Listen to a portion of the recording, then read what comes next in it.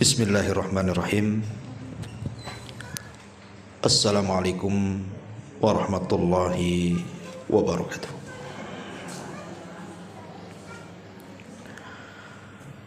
Alhamdulillah. Alhamdulillahilladzi hadana wa kafana waj'alana minal muslimin. Asyhadu an la ilaha illallah wahdahu rabbi la syarika lah wa asyhadu anna Muhammadan abduhu wa rasuluhu alladzi la nabiyya ba'dah, amma ba'du. Alhamdulillah, segala puja dan puji hanya milik Allah subhanahu wa ta'ala. Salawat dan juga salam tak henti-hentinya kita curahkan kepada baginda alam Nabi besar Muhammad sallallahu alaihi wasallam.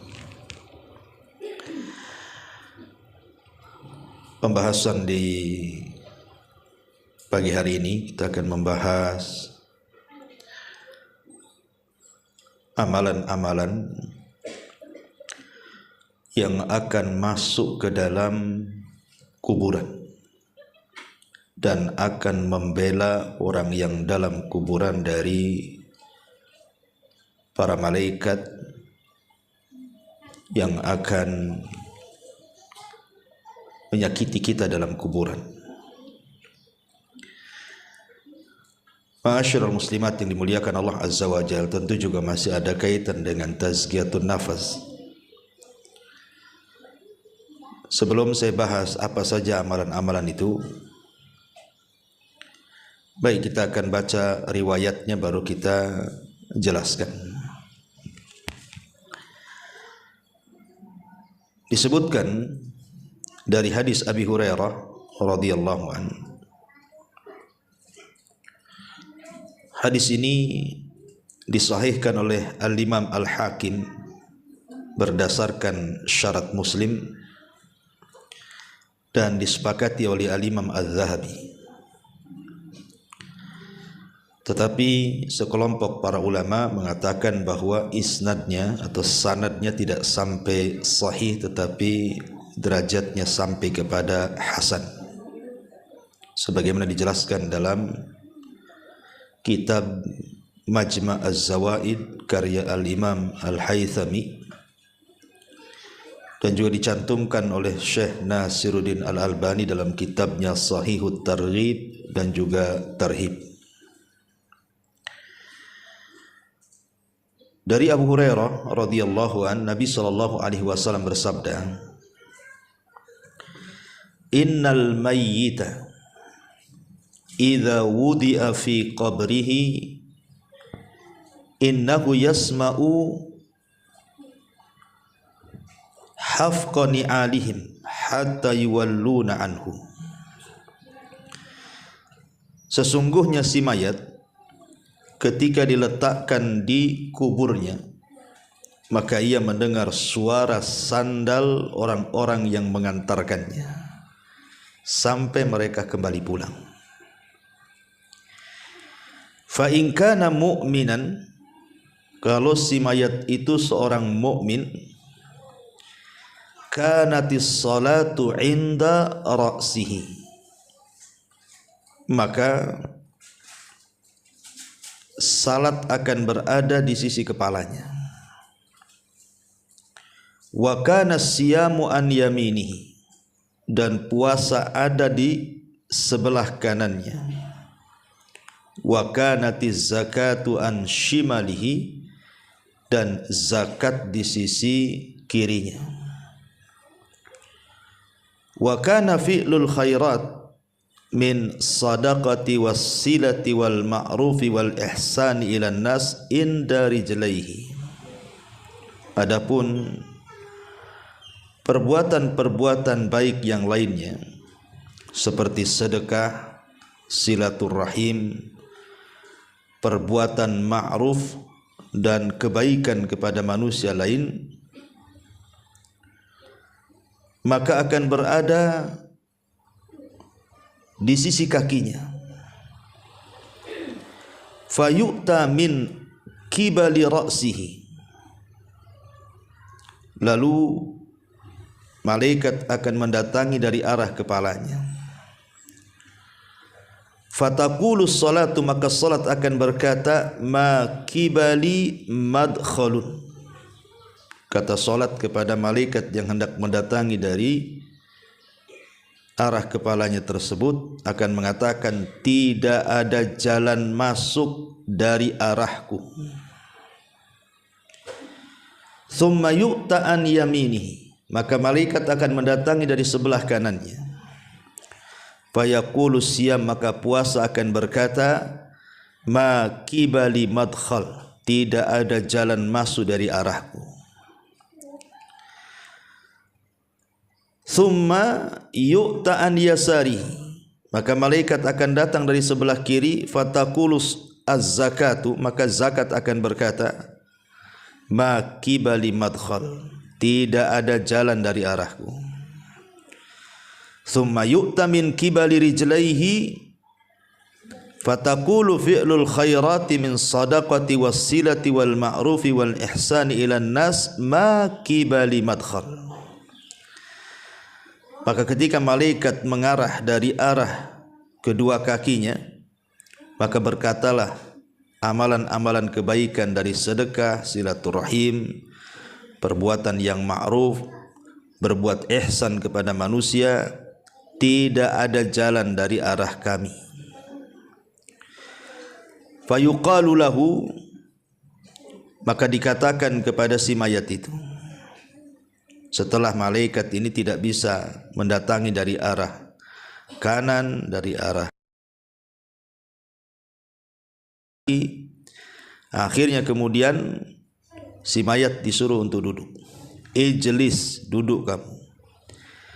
Fayajlis, maka dia pun duduk. Wa qad muthilat lahu syamsu wa qad udiyat lil ghurubi. Kemudian setelah disuruh duduk, maka ia pun duduk, dan dihayalkanlah kepada si mayat ini bahwa matahari hampir terbenam. Kemudian dikatakan kepadanya, ara'aitaka hadzal rajul alladhi kana fikum ma taqulu fihi wa ma tashhadu bihi alaihi. Tahukah kamu dengan laki-laki ini yang dahulu ada di tengah-tengah kamu, apa yang kamu katakan tentangnya dan apa yang kamu saksikan atasnya? Fayaqul, maka dia pun berkata,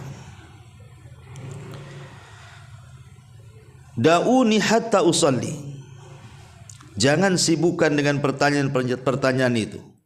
Ini matahari mau tenggelam, aku mau salat. Fayaquluna, maka para malaikat mengatakan, innaka sataf'al akhbirna amma nas'al anhu. Kemudian dia pun mengatakan, kamu akan melakukannya, tapi kabarkan dulu kepada kami apa pendapatmu tentang laki-laki itu dan apa yang kamu saksikan atasnya. Kemudian orang ini mengatakan, qala fayaqulu Muhammadun asyhadu annahu Rasulullah. Yang kau tanyakan itu maksudnya Muhammad, dan aku bersaksi dia adalah Rasulullah. Wa annahu jaa bil haqqi min indil, dan dia datang dengan kebenaran min indillah, dari sisi Allah. Fayuqalu lahu, maka dikatakan kepadanya, ala dzalika hayyita wa ala dzalika mutta wa ala dzalika tub'atsu insyaallah. Kemudian dikatakan kepada si mayat ini, di atas hal itulah kamu hidup, di atas itulah kamu mati, dan di atas itu pula lah kamu akan dibangkitkan. Kemudian dibukakan kepadanya sebuah pintu dari sorga, dan dikatakan kepada si mayat ini, hadza maq'aduka minha, inilah tempat dudukmu di sorga. wa ma 'addallahu laka fiha, dan apa yang Allah janjikan untukmu. Fayazdadu ghibtatan wa sururan, maka dia pun semakin rindu, semakin bahagia. Kemudian setelah dia melihat sorga dan dia pun semangat dan bahagia, tiba-tiba yuftahu lahu babun min abwabin nar. Padanya pintu neraka. Setelah dibukakan pintu sorga dia senang, tiba-tiba pintu neraka pula dibuka sama dia. Fayuqalu, dan dikatakan lahu kepadanya, hadza maq'aduka minha, inilah sebenarnya tempat dudukmu. Wa ma'addallahu laka fiha, dan apa yang Allah janjikan untukmu, lau asaitahu, seandainya dulu kau di dunia bermaksiat. Fayazdadu ghibtatan wa sururan, maka dia semakin senang karena tidak jadi kan dimasukkan ke neraka. Summa yufsahu lahu fi qabrihi sab'una dhira'an, kemudian diluaskan kuburnya sejauh 70 hasta. Wa yunawwir lahu fihi, kemudian didatangkan cahaya yang tadinya gelap menjadi terang benderang dalam kuburnya. Wa yu'adul jasadu lima bada'a minhu, ya. Lalu dikembalikan ruhnya ke dalam jasadnya. Kemudian fataj'alu nasmatuhu fi nasami at-tayyibi, kemudian ruh yang sudah dimasukkan ke dalam jasad tadi dalam rupa yang sangat baik, wahia tayrun ya'luqa fi syajaril jannah, yaitu seperti seekor burung yang bertengger di pohon-pohon sorga. Qala fadzalika qauluhu ta'ala, itulah makna daripada firman Allah Subhanahu wa taala, yutsabbitullahu alladhina amanu bil qauli tsabit fil hayatid dunya wa fil akhirah. Allah akan meneguhkan orang-orang yang beriman dengan ucapan yang teguh di dalam kehidupan dunia dan di dalam kehidupan akhirat. Surat Ibrahim ayat 27. Inilah teks hadis yang kita akan bahas di pagi hari ini. Ma'asyiral muslimat yang dimuliakan Allah Subhanahu wa taala, lihat kisah tadi, bagaimana orang-orang yang beriman yang ketika di dunia banyak mengamalkan amal saleh. Dari amal-amal yang disebutkan dalam hadis ini, amal-amal itu akan masuk ke dalam kubur dan akan membelanya. Kita urut dari berdasarkan riwayat ini. Pertama, salat. Salat inilah yang akan membela kita di kubur kita. Maka jangan pernah meninggalkan salat. Kenapa kemudian permasalahan kubur itu harus seorang muslim itu lebih memperhatikan dengan sangat dalam? Karena Utsman bin Affan radhiyallahu anhu apabila diingatkan soal kubur itu langsung menangis, Bu. Beda kalau diingatkan dengan akhirat padahal ada neraka di situ. Tapi Utsman biasa-biasa saja.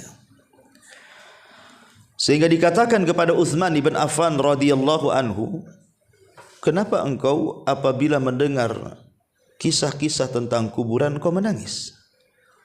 Tapi kalau diceritakan tentang akhirat kamu biasa-biasa saja.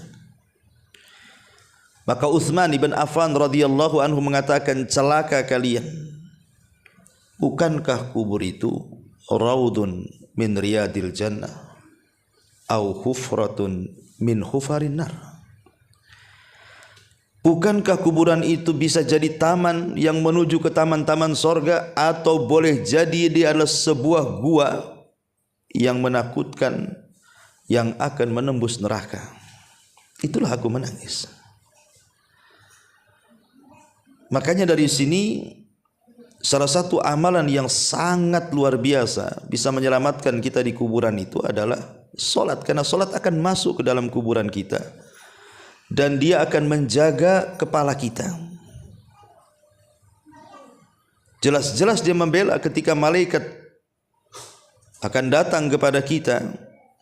Dia pun membela kepala kita dan mengatakan, tidak ada jalan untukmu ke sini. Subhanallah, dari sini solat itu penyelamat. Kemudian yang kedua, solat itu adalah ibadah yang paling efektif untuk menggempur dosa. Dalam sebuah hadis Nabi SAW mengatakan, "Ara'aitum law anna nahran bi babi ahadikum yagtasilu minhu kulla yawmin 5 marrat hal yabqa min daranihi syai'un?" Qalu la yabqa min daranihi syai'un. Faqala an-nabiy sallallahu alaihi wasallam, "Fadzalika mithlu as-salawatil khams yamhullahu bihinnal khataya." Muttafaqun alaih. Kata Nabi sallallahu alaihi wasallam, bagaimana pendapatmu kalau engkau punya sungai di depan rumahmu itu dan engkau mandi 5 kali dalam sehari di sungai yang bersih, yang jernih itu? Bukankah aku akan bersih badanmu dari kotoran-kotoran, debu yang menempel di badanmu itu, atau daki-dakimu akan hilang? Maka sahabat tentu Rasul, kalau orang mandi 5 kali, ya habislah daki di badan tuh. Kata Nabi SAW, itulah solat 5 waktu. Sama dengan kita membersihkan di sungai sehari 5 kali. Lihat bagaimana keutamaan solat. Pertama, menyelamatkan dan membela kita di kuburan. Yang kedua, sebab terbesar dosa kita akan diampuni. Bahkan yang lebih hebat dibandingkan itu, Bu, solat itu penyebab terbesar kita akan mendapatkan nikmat di akhirat melebihi nikmat sorga itu sendiri. Sorga itu sudah nikmat, tapi ada yang lebih nikmat dibandingkan kenikmatan sorga. Apa itu? Ru'yatullahi azza wa jal. Kita akan melihat Allah. Maka siapa yang banyak solat, maka dia akan banyak melihat Allah. Terutama solat subuh dan solat asar, kalau kita senantiasa menjaganya. Dan itu berdasarkan hadis. Nabi SAW mengatakan dalam hadis yang dikeluarkan Bukhari Muslim dari Jarir ibn Abdullah al-Bajali, dia mengatakan, kunna julusan inda Rasulillah SAW, kami lo duduk-duduk di sisi Nabi. Idh nadhara ilal qamari lailatal badri, ketika itu Nabi melihat bulan yang sedang terang-terangnya karena waktu itu sedang purnama. Faqala, maka Rasul mengatakan, amma innakum satarawna rabbakum kama tarawna hadzal qamar la tudhammuna fi ru'yatihi fa in istata'tum alla tughlabu ala salati qabla tulu'i syamsi wa qabla ghurubiha faf'alu. Adapun kalian akan melihat Rabb kalian, kata Rasul, seperti melihat bulan purnama malam ini. Engkau lihat bulan purnama itu, maka sahabat melihat bulan purnama. Lah seperti itu engkau melihat Allah, tidak berdesak-desakan sedikit pun. Maka kalau kalian ingin melihat Allah dan kalian bisa, maka lakukan. Syaratnya apa?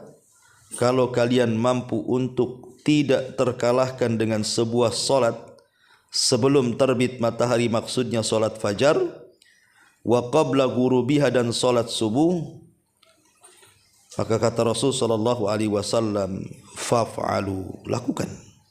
Dari sini istinbat para ulama bahwa solat itu adalah sebab terbesar kita mendapatkan nikmat ru'yatullah, melihat Allah. Dan itu juga berdasarkan Al-Quran surah Al-Qiyamah dari ayat 22 sampai ayat 32. Wujuhu yawma idzin nadhirah ila rabbiha nadhirah wa wujuhu yawma idzin basirah tadunnu alla yaf'ala biha faqirah. Kalla idza balagatit taraqi wa qila man raq wa dhanna annahu al-firaq wal taffatis saqu bisaq ila rabbika yawma idzinil masaq fala saddaqa wala shalla walakin kadzdzaba wa tawalla. Wajah-wajah orang yang beriman pada hari itu berseri-seri, kepada Tuhannya lah mereka melihat, dan wajah-wajah orang kafir pada hari itu muram. Mereka yakin bahwa akan ditimpakan kepadanya malapetaka yang dahsyat. Sekali-kali jangan apabila napas seseorang telah mendesak sampai ke kerongkongan, lalu dikatakan kepadanya, siapakah yang dapat menyembuhkanmu?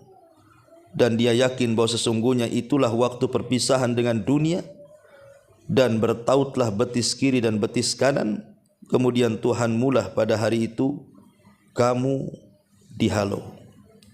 Karena ia tidak mau membenarkan Rasul dan juga Al-Quran, dan tidak mau mengerjakan solat, tetapi ia mendustakan Rasul dan berpaling dari kebenaran. Nah, di sini di ujung ayat, ketika orang-orang kafir mereka dihalangi dari melihat Allah karena mereka tidak solat, menunjukkan bahwa kalau seandainya dia masuk Islam dan dia solat, maka tidak ada terhalangi antara dia dengan wajah Allah subhanahu wa ta'ala. Ini cukup 3 perkara ini saja. Ini sudah rahasia di balik solat luar biasa, Bu. Pertama, solat itu penyelamat kita di kuburan. Yang kedua, solat itu penggugur dosa terbesar. Dan yang ketiga, solat itu sebab terbesar kita melihat wajah Allah subhanahu wa ta'ala. Ini yang pertama. Yang kedua, sedekah. Sedekah, dan di sini juga disebut zakat dulu, kemudian sedekah. Apa sih bedanya zakat dengan sedekah nih, Bu? Ya. Ma'asyiral muslimat yang dimuliakan Allah subhanahu wa ta'ala, tentu ada perbedaan antara zakat dengan sedekah, Bu. Ya, walaupun terkadang dalam Al-Quran itu mengistilahkan zakat dengan sedekah, seperti disebutkan dalam surah Taubah itu kan, Bu, di mana Allah subhanahu wa ta'ala mengatakan dalam ayat ke-60, innamas shadaqatu lil fuqara, dan seterusnya. Jadi Allah membahasakan zakat itu dengan sedekah. Tetapi sebenarnya ada perbedaan antara zakat, sedekah, dan juga infak. Ya, apa bedanya dari 3 kata yang sering kita dengar itu? Kita akan membahas apa perbedaan zakat dengan sedekah dulu. Zakat itu, Bu, itu diwajibkan Islam dengan benda-benda tertentu seperti emas, perak, pertanian, perdagangan, hewan ternak. Nah, itu khusus, itu berkaitan dengan itu zakat itu. Tapi kalau sedekah tidak mesti, ya, tidak mesti dengan yang sudah ditetapkan.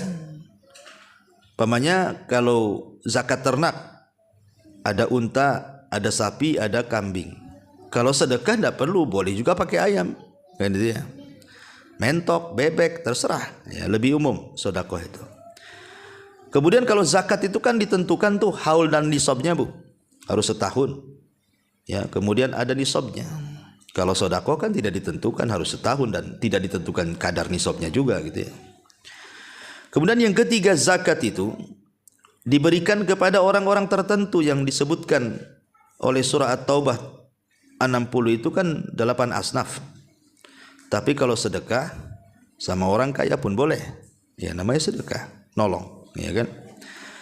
Kemudian yang nomor 4, orang yang mati dan dia punya hutang zakat, Bu, maka ahli warisnya harus mengeluarkan dari harta warisannya. Kalau sedekah tidak. Ya.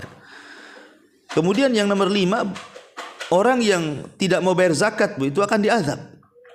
Berdasarkan hadis yang ma'ruf kan, bagaimana azab orang yang meninggalkan zakat. Tapi kalau orang meninggalkan sedekah, Walaupun dia sanggup sedekah ya nggak mungkin diazab karena kan sifatnya sunnah, kalau zakat wajib gitu ya. Kemudian zakat ini berdasarkan madhab imam yang 4 ya, tidak boleh diberikan kepada keluarga yang merupakan usul ataupun furu. Usul itu maksudnya bapak ke atas, furu itu maksudnya anak ke bawah, cucu, cicit gitu ya. Kalau bapak ke atas kan bapak, kakek, buyut dan begitu seterusnya. Itu zakat tidak boleh diberikan kepada mereka karena memang kewajiban kita menafkahi mereka. Tapi kalau sedekah boleh, baik ke atas atau ke bawah. Kemudian juga yang nomor 7, zakat itu tidak boleh diberikan kepada orang kaya ataupun orang yang kuat bekerja. Tapi kalau sedekah boleh ya. Kemudian yang nomor 8, yang paling afdol pada masalah zakat ini diambil dari orang kaya tempatan, kemudian disalurkan kepada orang miskin tempatan juga. Artinya jangan disalurkan keluar, itu yang paling afdol. Bahkan ada yang sampai ulama itu mengatakan tidak boleh dikirim zakat itu ke luar daerah gitu ya. Tapi kalau sedekah kan nggak ada khilaf Bu. Mau ke orang dekat, mau ke orang jauh, boleh-boleh saja, nggak ada masalah ya. Kemudian zakat itu tidak boleh diberikan kepada orang kafir, tidak boleh diberikan kepada orang musyrik. Tapi kalau sedekah boleh, nggak ada masalah. Mungkin untuk melembutkan hatinya. Kemudian yang nomor 10, tidak boleh seorang muslim memberikan zakat kepada istrinya. Tidak boleh. Tetapi kalau sedekah boleh. Ataupun sebaliknya. Ya, jadi inilah perbedaan zakat dengan sedekah. Tapi kalau infak ini lebih umum Bu. Infak ini tidak mesti harus dengan barang gitu ya. Pokoknya infak ini lebih umum, masuk padanya wakaf, hibah, macam-macam, dia lebih umum lagi ya. Tapi ini bukan tempatnya kita jelaskan. Yang ingin saya jelaskan kenapa kemudian di sini disebut zakat secara khusus, kemudian sedekah secara umum dalam hadis ini. Karena nanti zakat itu akan membela kita dari arah sebelah kanan. Ya. Zakat itu dari sebelah kiri dulu ya. Sebelah kiri dulu, nah sebelah kanan puasa. Jadi zakat itu akan berada di sebelah kiri kita. Lalu apa sih keistimewaan zakat kok dia bisa membela betul-betul kita ketika di kuburan itu? Yang pertama Bu, karena zakat ataupun sedekah lah secara umum kan, karena Al-Quran juga sering mengistilahkan zakat itu dengan sedekah. Karena kalau kita lihat keutamaannya, sedekah ataupun di dalamnya ada zakat itu, dia adalah ibadah yang sangat tinggi sekali nilainya di hadapan Allah Subhanahu wa taala. Disebut dengan afdol al-amal, seafdol-afdolnya amal.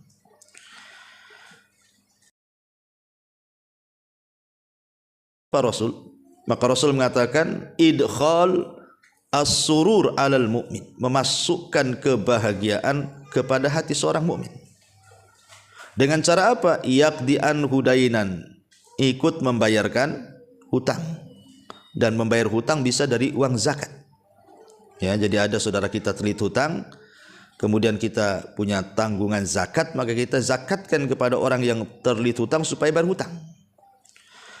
Kemudian yaqdi lahu hajah, ataupun kepada orang yang punya hajat, mungkin dia miskin, kelaparan dan begitu seterusnya, sehingga butuh dibantu, zakat bisa disalurkan. Karena bagaimanapun orang-orang fakir dan miskin masuk dalam asnaf zakat dan juga masuk dalam sedekah juga ya. Termasuk juga yanfusulahu kurbatan, bisa menghilangkan kurba, kesulitan. Intinya bahwa sedekah dan zakat ini seafdal-afdal amal. Yang kedua, bisa menghindarkan mara bahaya.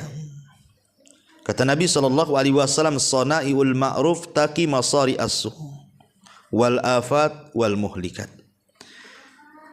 Jadi perbuatan-perbuatan bisa memalingkan kita dari perbuatan buruk atau kejadian buruk atau peristiwa yang akan menghancurkan, peristiwa yang akan mencelakakan. Kita bisa dihindar dari bala dan bencana gara-gara sedekah. Kenapa? Karena sedekah ini bisa menggugurkan atau meredam, ya, bahasanya meredam kemurkaan Allah Subhanahu wa taala. Ya. Termasuk juga orang yang bersedekah itu pahalanya dilipat gandakan. Pahala orang bersedekah itu lipat gandakan. Sampai Allah mengatakan dalam surah Al-Hadid ayat 18 itu kan, innal musaddiqina wal musaddiqati innal musaddiqina wal musaddiqati wa aqridullaha qardan hasana yudha'af lahum wa lahum ajrun karim. Ketika Allah mengatakan dan mereka wa aqradu menggadaikan dengan Allah Subhanahu wa taala dengan gadaian yang baik, maka akan dilipat gandakan tuh pahalanya dan bagi mereka pahala yang baik. Dan banyak lagi, karena seperti mampu menghapuskan dosa-dosa, ya jelas ya kan. Kemudian juga hartanya menjadi berkah dan bertambah. Kemudian juga bisa terjaga dari azab Allah dan penyebab terbesar juga masuk surga. Kemudian juga sedekah sebagai dalil keimanan kita. Maka disebut sedekah itu dari kalimat sodaqah, membenarkan. Jadi ketika sedekah itu kalau kita tidak bersedekah padahal kita mampu sedekah, berarti dipertanyakan keimanannya, karena itu menunjukkan kejujuran iman seseorang sedekah itu. Ya. Termasuk juga sedekah ini juga adalah pintu-pintu terbukanya sebuah kebaikan. Macam-macam kebaikan itu banyak masuk dari pintu sedekah. Dan banyak lagi lah, karena sedekah ini seagung inilah, maka kenapa kemudian zakat ini akan membela kita di sebelah kiri kita. Kemudian yang ketiga puasa. Puasa ya. Ma'ruf puasa jelas keutamaannya, karena satu hari ibu berpuasa di jalan Allah Subhanahu wa taala, kata Nabi SAW, man shoma yauman fi sabilillah ba'adallahu wajhahu anin nari sab'ina kharifa, maka wajah ibu akan dijauhkan dari api neraka itu 70 tahun perjalanan. Sampai di mana nih kalau ibu jalan 70 tahun berhenti itu, Bu? Udah jauh tuh. Sejauh itulah wajah kita dijauhkan dari api neraka. Itu yang puasa sunnah, Bu. Pemanya puasa Senin atau puasa Kamis, itulah pahalanya. Semana dengan puasa wajib. Ya. Kemudian juga puasa sendiri adalah rahasia kesabaran orang. Jadi di balik puasa itu ada rahasia kesabaran yang tidak ada dalam ibadah yang lain, Bu. Jadi ibadah puasa ini terkait dengan 3 kesabaran. Sabar dalam menjalankan ketaatan, sabar dalam menjauhkan kemaksiatan, dan sabar dalam menghadapi qada dan qadar. Adapun sabar menjalankan ketaatan, yang memang puasa harus sabar, kalau enggak batal lah, Bu. Ya kan?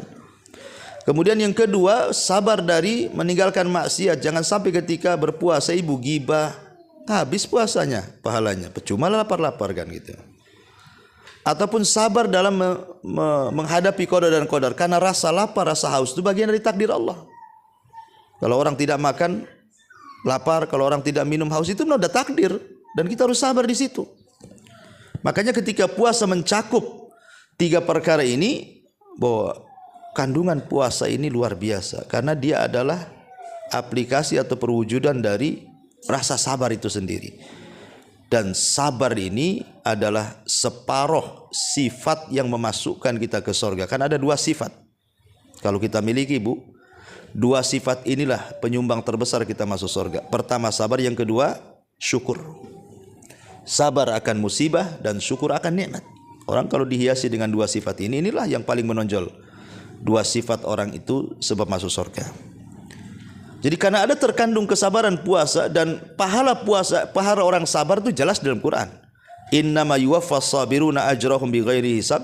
Kami akan cukupkan orang-orang yang sabar itu tanpa hisab, menunjukkan bahwa puasa itu luar biasa. Ya, akan diberikan pahala yang berlipat ganda yang kita tidak tahu. Apalagi satu-satunya ibadah yang mendekati keikhlasan itu adalah puasa.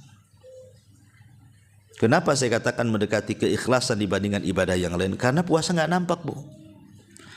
Kalau sholat nampak lah ibu takbiratul ihram sampai salam. Kalau sedekah ibu nampak jinjing uang, atau mungkin kalau zakat fitrah nenteng beras. Kalau haji nampak ada manasiknya. Ya. Jadi semua ibadah, baca Quran nampak, semua nampak. Tapi kalau puasa nggak nampak, Bu. Umpamanya sekarang hari Kamis umpamanya. Mungkin di antara ibu ada yang puasa, ada yang tidak. Mana ibu tahu di samping ibu puasa? Tahu Ustaz, gimana caranya? Ini kami edarkan aqua gelas, tak diminum sama dia tuh. Jangan-jangan dia puasa tuh. Belum tentu. Jangan-jangan dia memang lagi nggak mood minum kan gitu ya. Mungkin dia sudah bawa dari rumahnya termos isinya kopi dengan teh gitu kan. Ngapain pula aqua gelas katanya. Jadi yang kita kan tidak tahu namanya, nggak ada ciri-cirinya orang puasa tuh. Nggak ada Ustadz, tadi selama dibonceng dia ngeludah-ngeludah terus katanya. Itu lagi sariawan ibu, ya bukan lagi puasa. Jadi nggak bisa, gimana caranya? Kecuali ngaku. Orang puasa itu ngaku, baru dia tahu kita puasa. Minumlah, Afan lagi puasa. Itu kita baru tahu kalau dia ngomong begitu. Tapi kalau dia nggak ngomong, mana tahu dia puasa. Makanya saya katakan puasa itu ibadah yang dekat dengan keikhlasan. Jadi ibadah yang dekat dengan kesabaran, ibadah yang dekat dengan keikhlasan gitu ya. Ibadah yang jauh daripada ria dan macam-macam. Apalagi kemudian puasa sendiri secara kesehatan memang bagus gitu kan. Lah sebab itulah maka puasa pun adalah salah satu ibadah yang akan masuk ke dalam kuburan kita dan akan berada sebelah kanan kita, dan setiap malaikat mau datang dari sebelah kanan dia mengatakan tidak ada jalan untukmu, nyingkir sana, nggak boleh, ini nggak ada jalan untukmu, dipagari sama puasanya. Jadi dari atas dipagari oleh sholat, kemudian sebelah kanan oleh puasa, sebelah kiri pula oleh zakat. Nah, berarti tinggal sebelah kaki aja, ya kan? Kepala selamat, kanan selamat, kiri selamat, berarti yang tidak selamat tinggal kaki ini. Tapi kaki pun akan selamat kalau seandainya kita mengerjakan kebaikan-kebaikan atau kebajikan-kebajikan. Kemudian di antaranya disebut dalam hadis ini pertama sedekah, dan tadi saya sudah bahas. Kemudian yang kedua silaturahim, ya, menyambung silaturahim yang putus dengan saudara, dengan kerabat, dengan orang tua disambung gitu ya. Kemudian wal ma'ruf, ya, dan juga al ma'ruf. Apa itu ma'ruf? Ya, ma'ruf itu ya macam-macam penafsiran para ulama, seperti umpamanya ma'ruf itu setiap kebaikan itu disebut ma'ruf. Ya, setiap kebaikan itu disebut ma'ruf. Umpamanya ibu senyum itu bagian daripada ma'ruf. Ibu nolong orang itu bagian ma'ruf gitu ya. Pokoknya hal-hal yang dipandang baik itu disebut ma'ruf. Kemudian juga al-ihsan ilal ghair, berbuat baik kepada orang lain. Al-ihsan dikatakan oleh Imam At-Tabari, artinya antakuna sariratuhu ahsan min alaniyatihi. Jadi yang dimaksud ihsan itu yang tersembunyi itu harus lebih baik dibandingkan yang nampak. Yang tersembunyi di hati itu lebih baik dibandingkan yang tampak. Tapi kan kita malah terbalik, yang tampak lebih baik. Makanya sering saya nasihatkan, Bu, kadang-kadang ada orang yang mungkin dapat hidayah baru masuk gitu kan. Kemudian dia mulai ngaji, dengar YouTube, mulai pakaiannya baguslah, nutup aurat, ya, pakaiannya besar-besar, pakai niko, pakai jilbab, pakai kaos kaki kan gitu. Jangan sampai hijrah itu hanya sekedar hijrah pakaian. Itu yang banyak di masyarakat nih. Hijrah itu cuma pakaiannya saja. Jadi yang ketika dia hijrah itu yang dipikirkan itu pakaian aja. Ya, setiap pegang handphone Bu, masuk ke Tokopedia itu Bu, itu yang klik di pertama cadar. Keluar macam-macam cadar. Pakaian syar'i, keluar macam-macam. Itu aja ditengok tuh. Kemudian pikir nih, gimana belinya, di mana, gimana cara dapat duitnya. Akhirnya harus dikumpulkan di setahun baru bisa nih. Nah, jadi atau kalau keluar itu dandan di kaca itu sampai mau pecah kacanya Bu. Jadi mungkin saking lamanya gitu ya. Itu kan takut mereng, takut ada binti, takut apa. Apa yang mau dilihatkan ibu aja pakai cadar kan gitu. Nah, ibu mau lihatkan pakaian kan berarti di situ. Lah jangan sampai hijrah itu hanya di pakaian, jangan sampai itu enggak ihsan namanya. Karena ihsan itu disebut oleh Imam Tabari yang di dalam itu harus lebih baik dibandingkan yang di luar. Ya, karena banyak gitu ya. Kok udah ngaji masih gibahnya lebih dahsyat dibandingkan ketika masih belum ngaji. Kenapa saya katakan lebih dahsyat?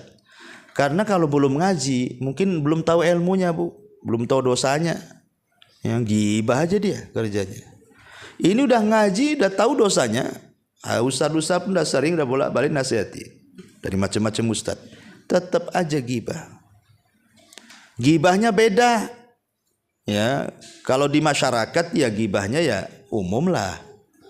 Biasanya gibah tetangga kalau baru beli motor, beli mobil, bisa bangun rumah, ada tamu.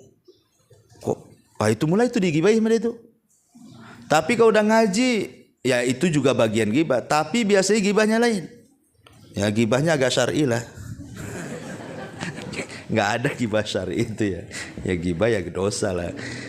Nah, cuman yang digibah ya sesama umahat yang sudah ngaji, sampai ke ustadznya digibahi kan itu ya. Jadi kena semua. Gibah masalah dilarang, jangan ngaji ke sana. Itu saya dengar Ustadz Anu itu gini, ustadznya yang kena. Ya, itu kan gibah Bu. Nah, jadi beda hukum itu, lebih parah lagi orang ngaji gibahnya.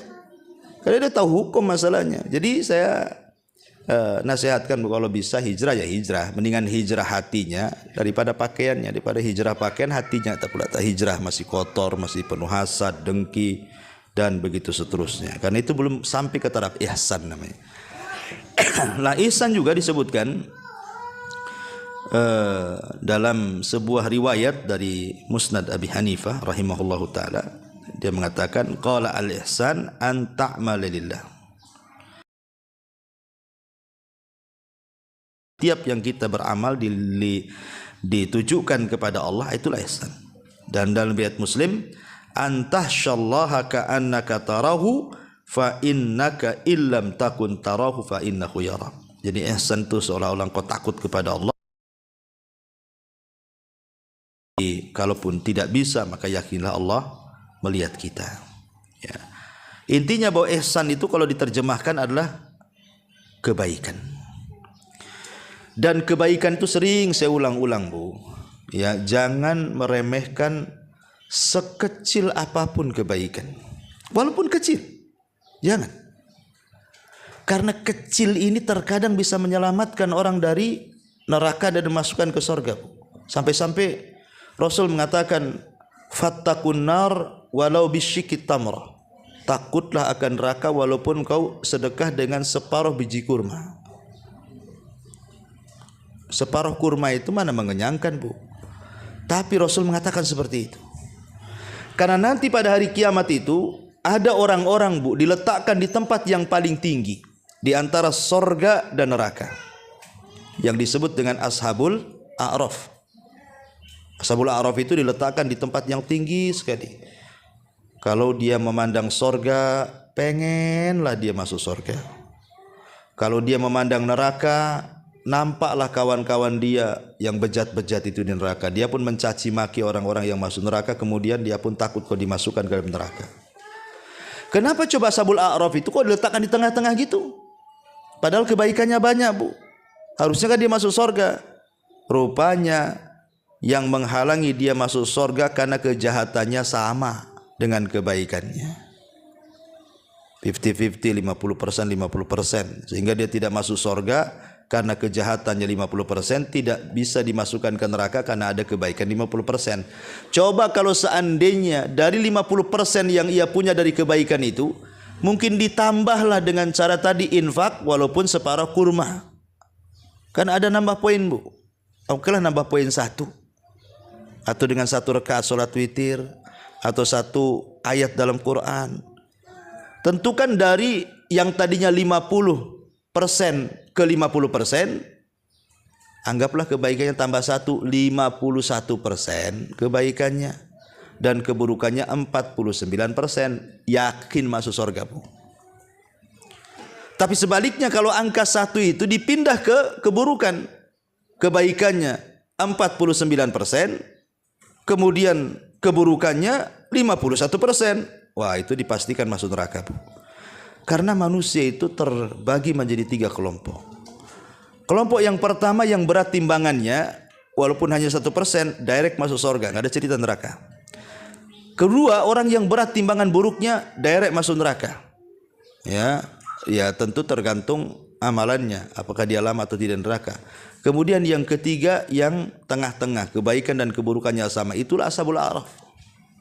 Jadi jangan sampai dalam sehari ini kita tidak berbuat baik.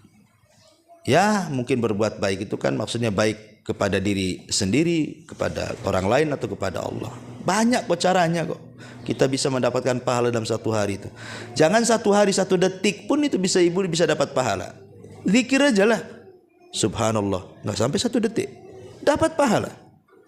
Ya, jadi jangan sampai remehkan kata Rasul, la tahqiranna minal ma'rufi syai'an walau antal wajhaka biwajhin talqin. Jangan remehkan sekecil apapun kebaikan, hatta walaupun hanya sekedar melemparkan senyum kepada saudaramu. Wallahu a'lam. Inilah tema kita. Taib, sebelum saya tutup kita buat tanya jawab.